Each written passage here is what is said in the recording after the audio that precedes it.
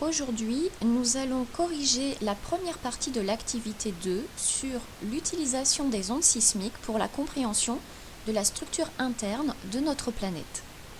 Avant de démarrer, je vais faire un bref rappel du début de la leçon. Donc nous sommes dans un nouveau thème, la dynamique interne de la Terre, et premier chapitre, la structure du globe terrestre. Lors d'une première activité, vous avez découvert les différents reliefs présents à la surface de notre planète, aussi bien les reliefs continentaux que les reliefs des fonds océaniques. Ensuite, grâce à un diaporama, vous avez découvert les principales roches qui constituent la croûte continentale, ainsi que celles qui constituent la croûte océanique. Ces roches seront vues beaucoup plus en détail lors d'un TP qui sera fait en présentiel, TP pour lequel vous allez observer au microscope polarisant différentes roches continentales et océaniques, avec une reconnaissance des minéraux et des structures qui composent ces roches. Alors les observations que l'on peut faire à la surface de notre planète nous permettent d'avoir qu'une vision superficielle du globe. Pour savoir comment est composé notre globe terrestre en profondeur, il va falloir que l'on ait accès à de nouvelles données. Alors, on pourrait creuser. Le seul souci est que le forage le plus profond jamais réalisé fait 12 000 mètres environ de profondeur, donc soit 12 km.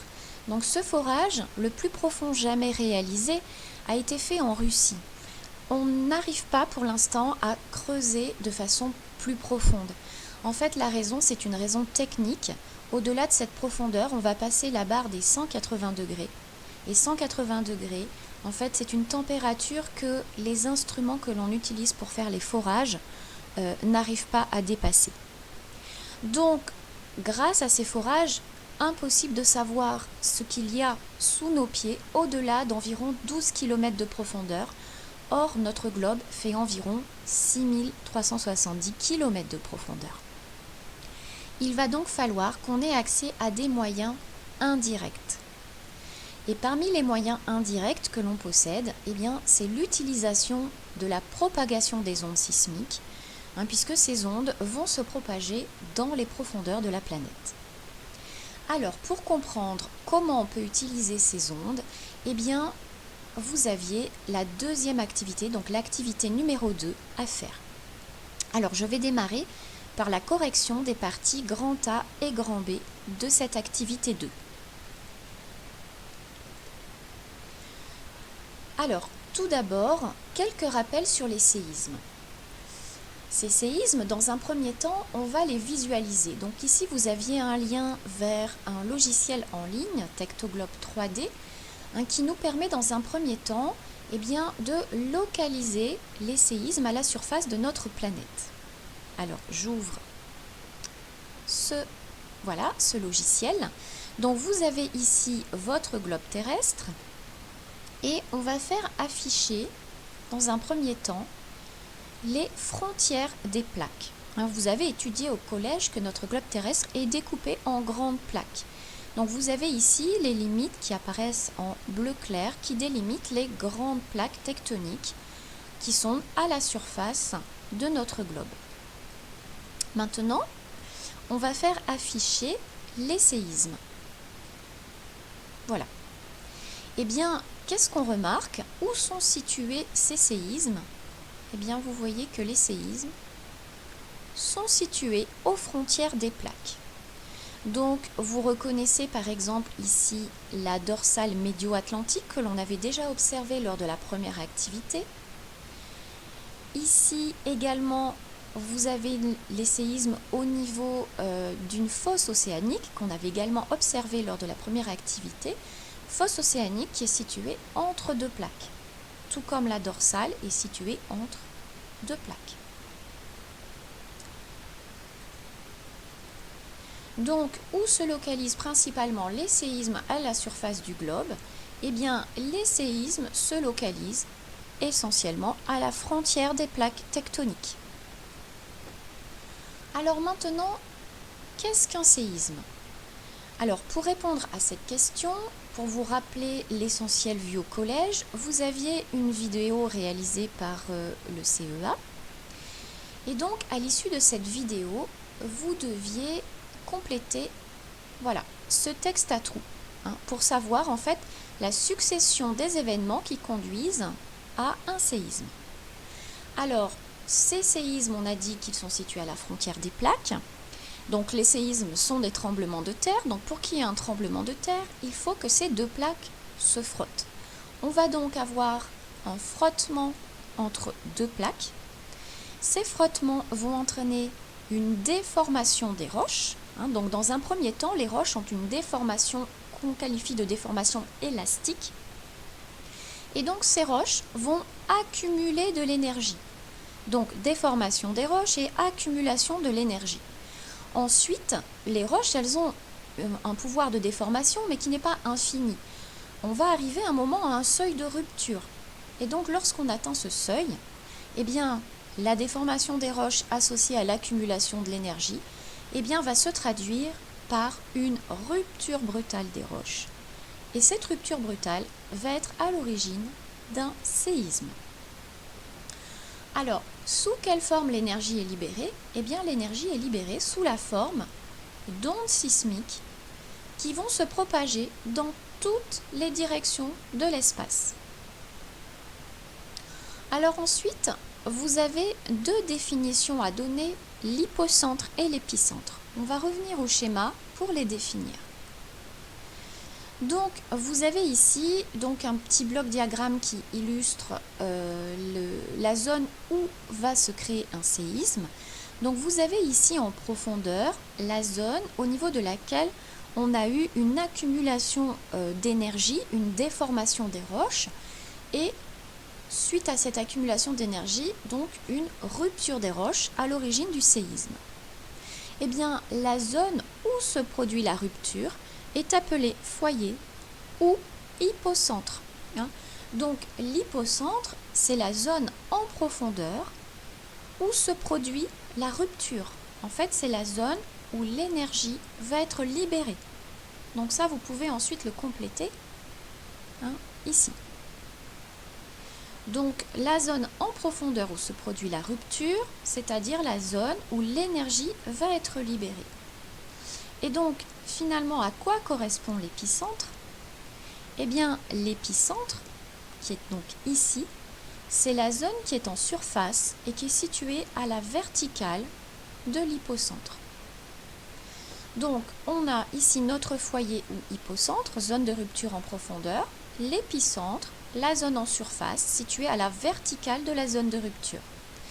Et l'énergie libérée par notre séisme, qui se propage sous la forme d'ondes sismiques.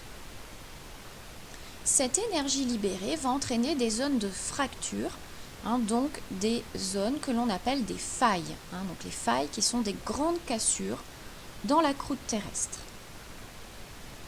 Donc voici pour nos ondes.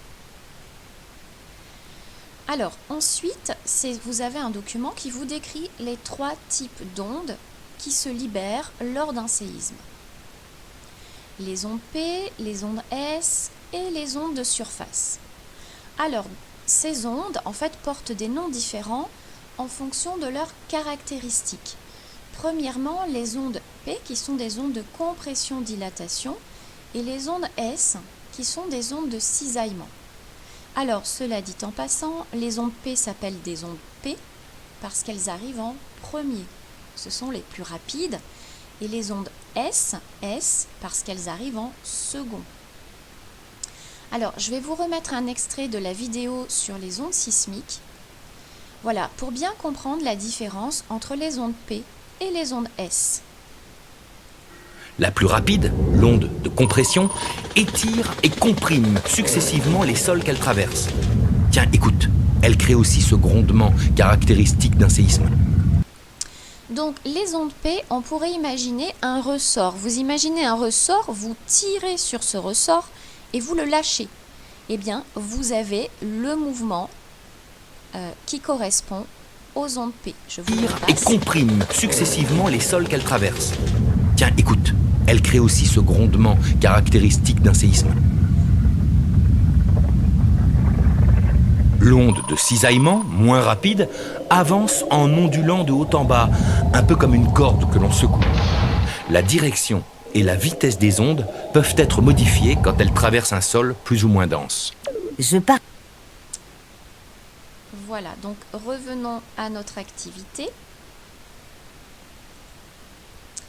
Voilà, donc nous avons pour l'instant vu les ondes P, les ondes S, les ondes de surface, on y reviendra plus tard.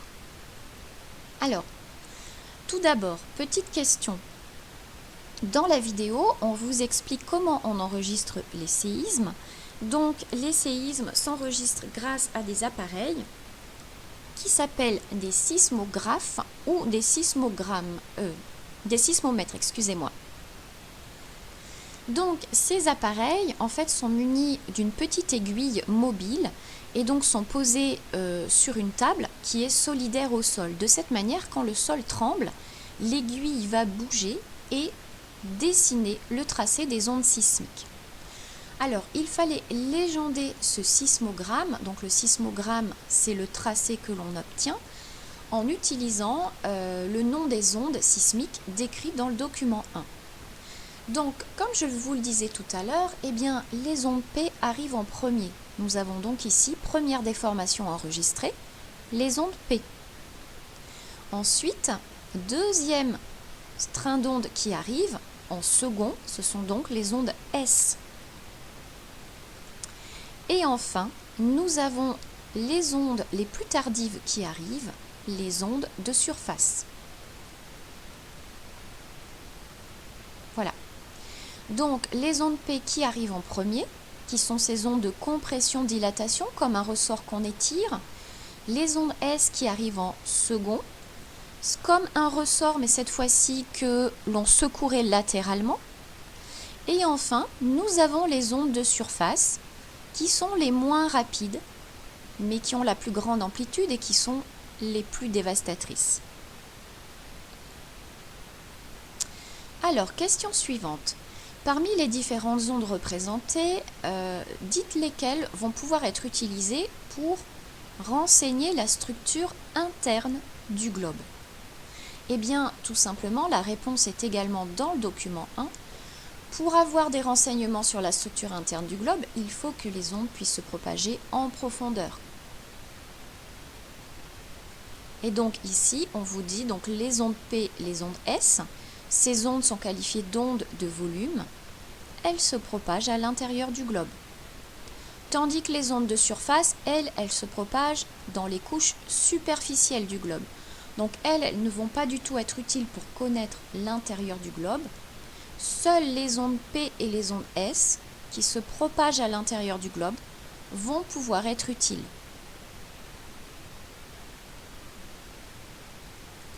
Alors ensuite, quelles informations sur l'état physique des matériaux traversés va-t-on pouvoir déduire de la propagation de ces ondes? Eh bien, de la même manière, revenons au document 1. On vous dit que les ondes P se propagent aussi bien dans les milieux solides que dans les milieux fluides, c'est-à-dire liquides. Tandis que les ondes S ne se propagent que dans les milieux solides. Ça veut donc dire que si en profondeur, une zone est traversée par des ondes P, mais pas par des ondes S, ça veut donc dire que la zone traversée est liquide. Tandis que si une zone en profondeur est traversée à la fois par des ondes P et par des ondes S, ça veut donc dire que le milieu est solide. Donc, en comparant la propagation des ondes P et S, on va pouvoir savoir si en profondeur, le milieu traversé est solide ou liquide. Alors, je vous repasse une dernière fois. Voilà, le trajet des ondes parcourues. Et là, on va pouvoir observer le trajet également des ondes de volume. Donc, vous avez ici l'hypocentre et nos ondes qui se propagent. Vous voyez compression-décompression, les ondes P qui arrivent en premier. Les ondes S de cisaillement, vous voyez ici, qui arrivent en second. Donc vous voyez les trajets ici, onde P, onde S. Et enfin, les ondes de surface qui sont beaucoup plus lentes. par contre, qui sont beaucoup plus dévastatrices. Ce sont elles qui sont principalement responsables des gros dégâts lors des séismes.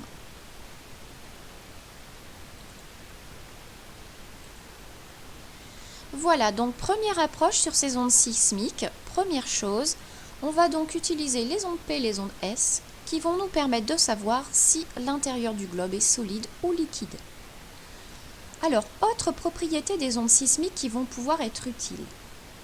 Alors, ces ondes sismiques se propagent de la même manière que les ondes lumineuses. Alors, vous l'avez peut-être étudié en classe de seconde, en physique-chimie, la propagation des ondes lumineuses lorsqu'elles traversent une surface dite de discontinuité. C'est la loi de Snell-Descartes. Alors, je vais vous montrer une petite diapositive, voilà. Alors, on n'est pas tout à fait dans le sens du schéma que je vous ai mis sur l'activité, on est même dans le sens inverse, mais les propriétés sont identiques. Là, vous avez un rayon lumineux, donc un rayon incident. Donc, on aurait une source lumineuse par ici, un laser, qui va envoyer un rayon lumineux sur une surface que l'on va qualifier de surface de discontinuité. Une surface de séparation qui sépare en fait deux milieux. Vous voyez deux milieux qui ont des caractéristiques différentes.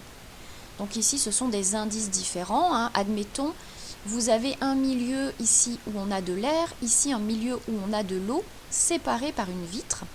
Donc, on a une surface de discontinuité, c'est-à-dire qui sépare deux milieux de composition différentes. Eh bien, lorsqu'un rayon incident percute une surface de discontinuité, ce rayon va avoir deux devenirs. Premièrement, une partie des rayons lumineux va se réfléchir selon le même angle. Donc on va retrouver ici l'angle d'incidence I1 à l'identique avec l'angle du rayon réfléchi. Et une autre partie du rayon lumineux va traverser la surface. Par contre, comme la composition du milieu est différente, eh bien le trajet de l'onde lumineuse va être dévié.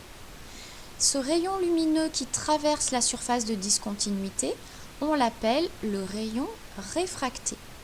Et donc l'angle de réfraction va être différent de l'angle incident et de l'angle réfléchi.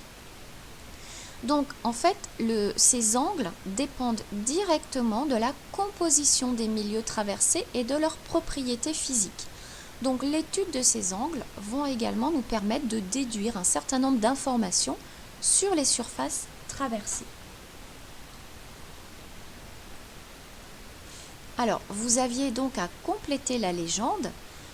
Alors ici, nous avons ici sur le schéma l'angle, le rayon incident, vous voyez la petite flèche là vers le bas, le rayon incident donc, qui arrive ici sur la surface de discontinuité. Donc une discontinuité, il faut bien comprendre ce que c'est important, c'est une définition à connaître.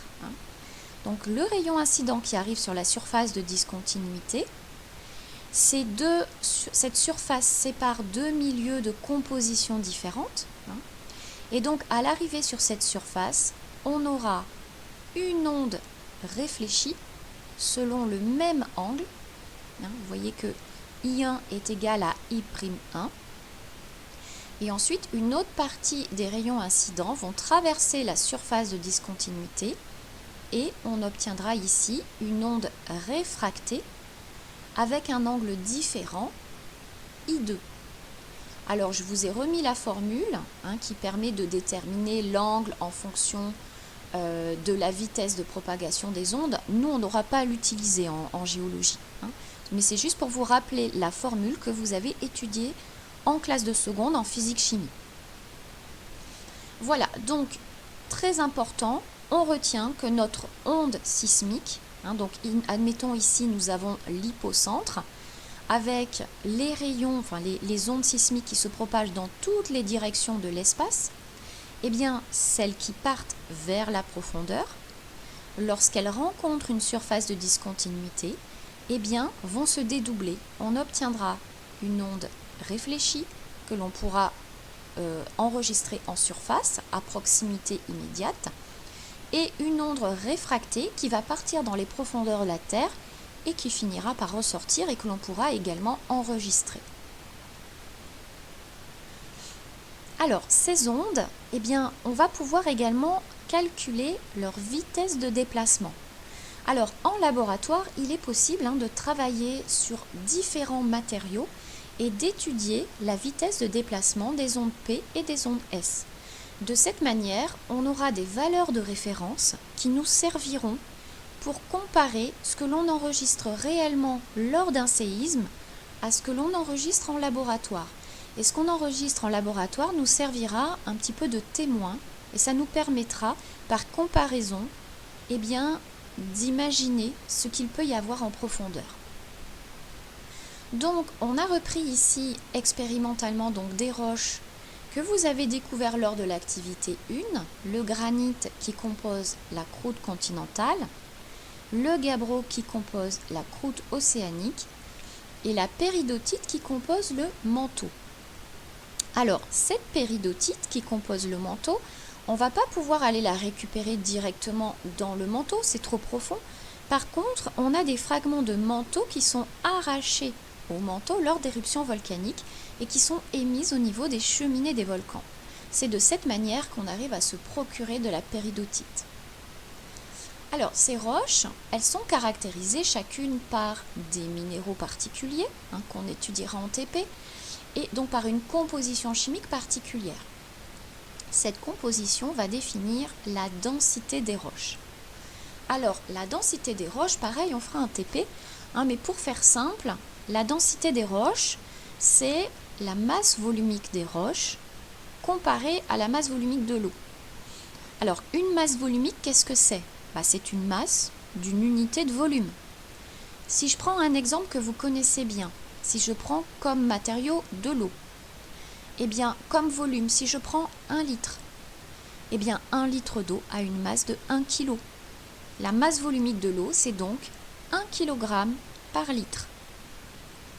Alors, bien sûr, on ne peut pas faire des litres de granit, des litres de gabbro ou des litres de péridotite, ce sont des roches. 1 litre, c'est 1 décimètre cube. Donc, un cube qui fait 1 décimètre d'arête. Eh bien, si je prends la densité du granit, eh bien, le granit, 1 décimètre cube de granit fait 2,7 kg. Donc, en fait, la masse volumique du granit, c'est 2,7 kg par décimètre cube. Et donc, si je le compare à la masse volumique de l'eau, qui est 1 kg par décimètre cube, eh bien, les unités se simplifient. Donc, ça me fait 2,7 kg par décimètre cube divisé par 1 kg par décimètre cube. Les unités se simplifient et je retombe sur 2,7 divisé par 1. Ça fait donc une densité de 2,7. Alors, ces densités, on reviendra dessus en TP. Donc, vous avez ici différentes roches, croûte continentale, croûte océanique et manteau, chacune définie par une densité. Et dans ces roches, on va faire passer des ondes P et S et on va mesurer leur vitesse de propagation. Ensuite, ces mêmes roches, eh bien, on les a fait rentrer en fusion partielle en les chauffant. Et cette fois-ci, on n'étudie que les ondes P, pas les ondes S, puisqu'elles ne se propagent pas dans les milieux liquides. Et pareil, on étudie la vitesse de propagation. Alors, qu'est-ce qu'on observe ? Donc, à partir des observations, il faut dire ce que l'on remarque sur ces vitesses et les paramètres physico-chimiques qui influencent la vitesse. Alors, qu'est-ce qu'on voit ? Eh bien, on voit que plus la densité des roches traversées est importante, plus la vitesse de propagation des ondes est importante. Donc, plus la densité des roches est importante, plus la vitesse de propagation est importante. Ensuite, on compare des roches solides avec des roches en fusion partielle. Eh bien, ce qu'on voit, c'est que, en fait, attendez, excusez-moi, je suis perdue.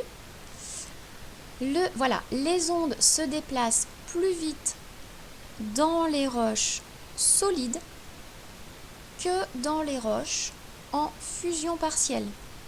Si vous regardez par exemple le granit, eh bien les ondes P dans la roche solide se déplacent avec une vitesse de 5,3 km par seconde, alors que dans la roche en fusion partielle, on est à 4,8 km par seconde. Ça veut donc dire que la température, c'est donc un autre paramètre qui influence la vitesse de propagation. Donc si on reprend, on remarque que plus la densité des roches est importante, plus la vitesse de propagation est importante, et les ondes se déplacent plus vite dans les roches solides que dans les roches en fusion partielle. La température est donc un autre paramètre qui influence leur vitesse de propagation. Dernière question, il s'agit maintenant de résumer les différentes informations qui peuvent être utiles pour connaître la structure interne du globe. Donc les différentes informations apportées par ces ondes sismiques. Donc si on résume tout ce que vous avez vu dans ces deux premières parties de l'activité, grand A, grand B, eh bien première chose, les ondes sismiques peuvent nous permettre de savoir si les ondes traversées sont... Les ondes sismiques nous permettent de savoir si les zones traversées sont solides ou liquides, puisque, souvenez-vous, les ondes P se propagent dans les solides et dans les liquides, tandis que les ondes S ne se propagent que dans les solides. Donc, si nous avons à un certain endroit des ondes P et S, ça veut donc dire que le milieu traversé est solide. Si nous avons que des ondes P, le milieu traversé est donc liquide. Deuxième élément, eh bien, la vitesse de propagation de ces ondes sismiques nous donne également des informations sur la densité des matériaux traversés. Et donc la densité des matériaux traversés, cette densité, elle est directement liée à la composition des roches. Donc plus la densité est forte, plus je vais avoir des vitesses rapides. Donc en fonction de la vitesse que je vais enregistrer, je vais pouvoir en déduire la densité et donc la composition du milieu traversé. Autre élément, lorsque mes ondes sismiques rencontrent une discontinuité, eh bien ces ondes vont se dédoubler et je vais obtenir une onde réfléchie et une onde réfractée.